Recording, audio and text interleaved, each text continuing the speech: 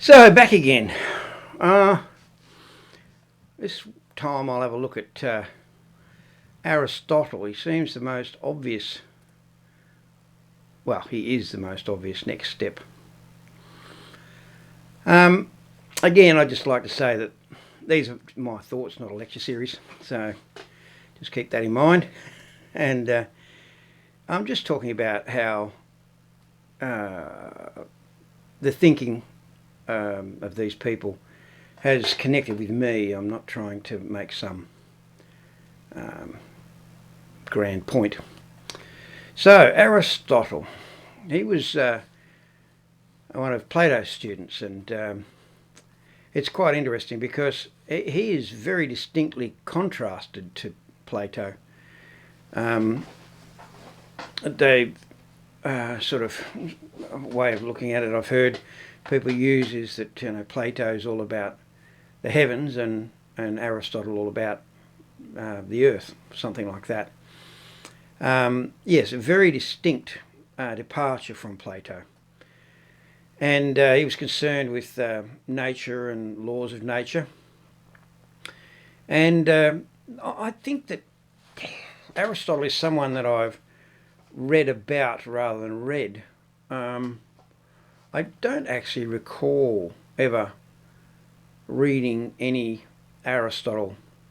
I couldn't even name any of his major works, but he just every time you look into Greek philosophy, he's there, and I read a lot of commentaries, but also his reach was long, and in some ways persists today. But Plato and Aristotle were both incorporated, I think, into Christian theology. The people that were doing the theologian, were all educated and knew these people. And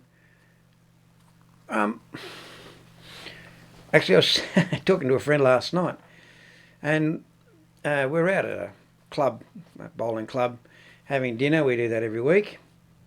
And we went to go out to a lounge area, as we do. And the meat raffle was not over. And we went out, and there was not a seat to be had out in the lounge area because everyone was waiting for the meat raffle. Now, you may wonder why, what relevance this had. But I just found myself thinking about, I believe the story, I don't know whether meat raffles are a thing globally, but certainly in Australia, if you go to pubs and clubs, they're all over the place.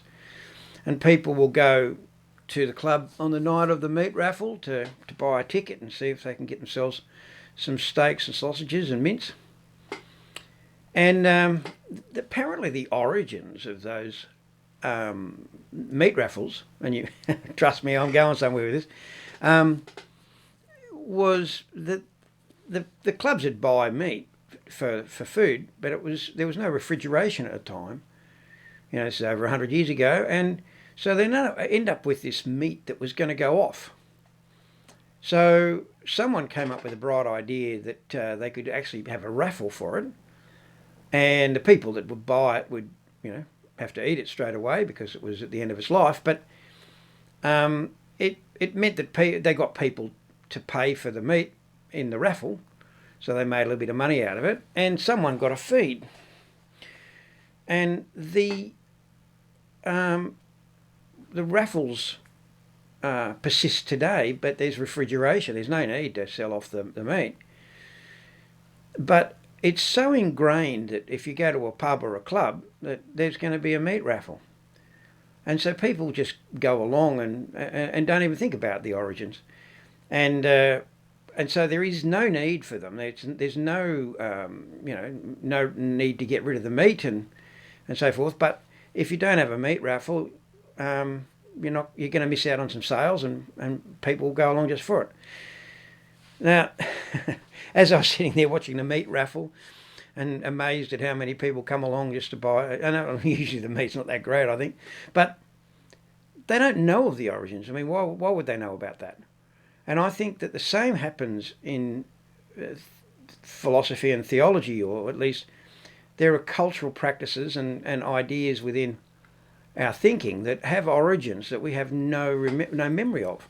So the non-refrigerated meat in this case is Plato and Aristotle, and I see them buried in all kinds of places that are just totally unacknowledged. So how is Aristotle persisting, and where has his influence been? Well, he was very interested in nature, and he came up with a series of classifications for animals, and it wasn't genus and species, but his view on there being classifications ultimately will have led to our current genus and species in science, and so it draws its origins, and it was refined, and now we have this very detailed and unquestioned classification of genus and species, and people just take it as a given and take it as well. Of course there is. There are people that just sort of it's almost like a religious truth, but prior to Aristotle and probably the people that Aristotle was around and so there's something happening at the time. You know, ideas do have their time, as I said before, and so it won't have just been coming from nowhere. But that idea, that the sense of dividing the animal kingdom up and nature up, has its roots, at least as far as the writing we have available to us. It has its roots with Aristotle. He also, I'm not an Aristotle expert, but the way I've understood it, and if someone knows better, and it turns out that I'm off on a dead end here, but or heading the wrong direction, but he described physics, so he's interested in nature, and he basically said that if an object is moving, it must be being moved. And so I'm not sure, I don't know him well enough to know whether he was looking at a naturalistic explanation for that, but I'm not sure what naturalistic explanation you have for when you throw a spear and it keeps moving, if it has to be being moved all the time. And so that idea of motion and things having to be moved fed into Aquinas's 5 ways of proving the existence of God. And Aquinas was, I'm not quite sure, but he was medieval, 1,000 years later, more, and he's still pulling on Aristotle, and what he was saying is that we have the heavenly spheres. They had this idea that the stars were on one globe and the planets were on another, but somehow the planets moved at a different rate.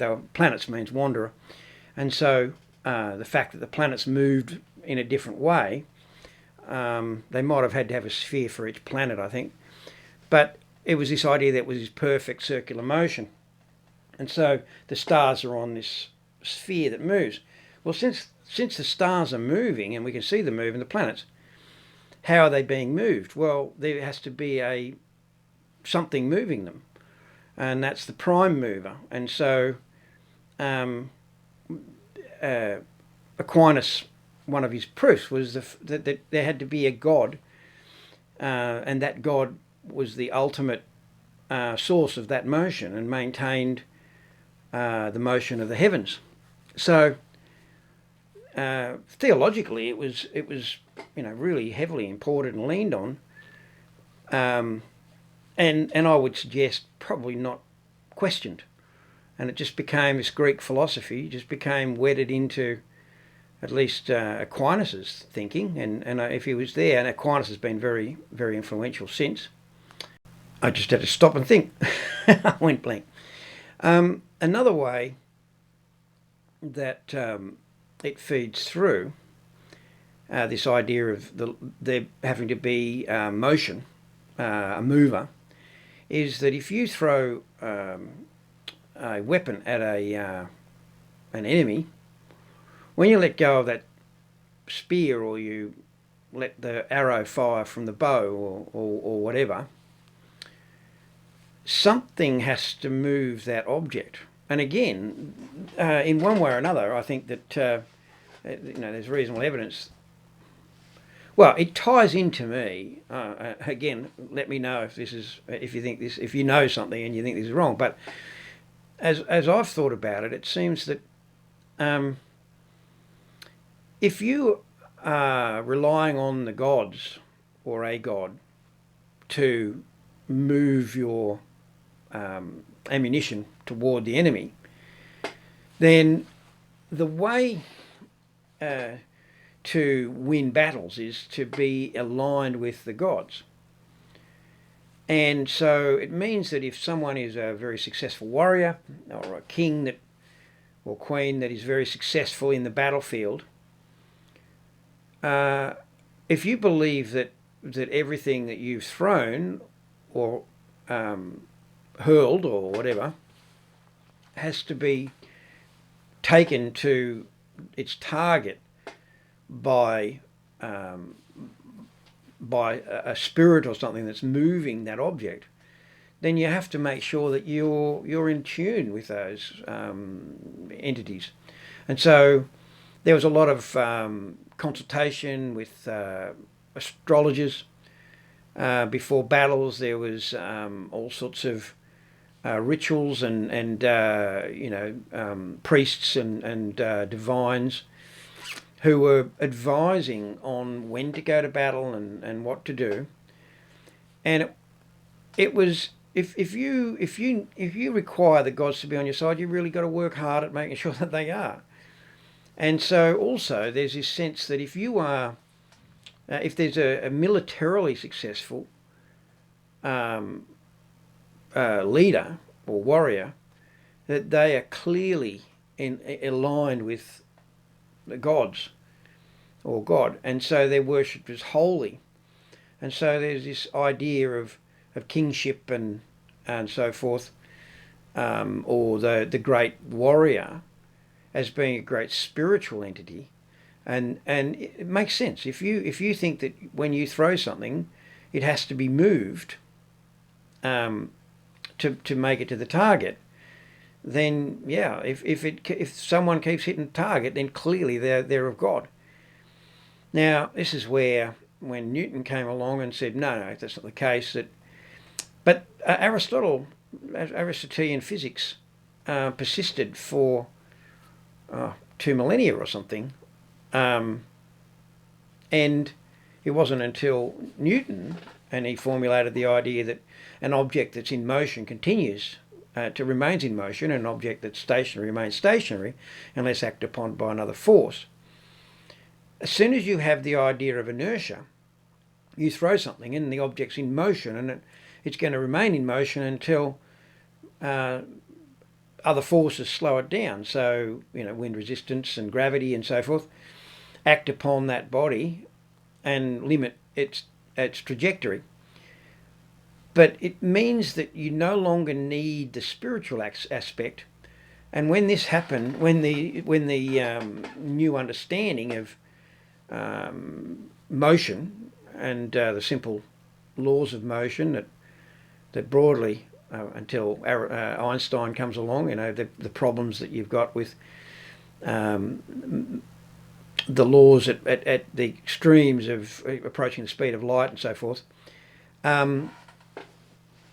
Those laws, quite simple in principle, if not in application, were all that were necessary. So this is where you start seeing the idea of science moving away and becoming materialistic, and led to people like Darwin doing what they did.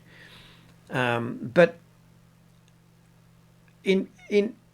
imported into so much thinking for so long was the thinking of Aristotle and his ideas of nature. And even if that idea of the way he described it is not seen as being accurate, or um, it doesn't stand to the test of time, the idea of thinking about nature in the way that he suggested, and the putting natural explanations before spiritual ones, has persisted to this day. And the ideas have their roots and draw from those that's thinking that was done all that time ago. And so in that way, I think it's kind of the meat that's about to go off, that's forgotten about from the past. It's I was there last night at a club, and there they were auctioning off or raffling off the meat, but not for any reason. They actually had to go and buy the meat from a butcher. So I think that as I look at so much thinking that I encounter right up to today, I see the influences of these people, and when you, like I said, I haven't read Aristotle, but I've read a fair amount about him in other texts, and you kind of, it's like a tune you recognise. You're listening to something, oh, hang on, that reminds me of something else. I'm sure I've heard something like that before. Oh, that's right, that's from that song. That line is almost the same as that other song.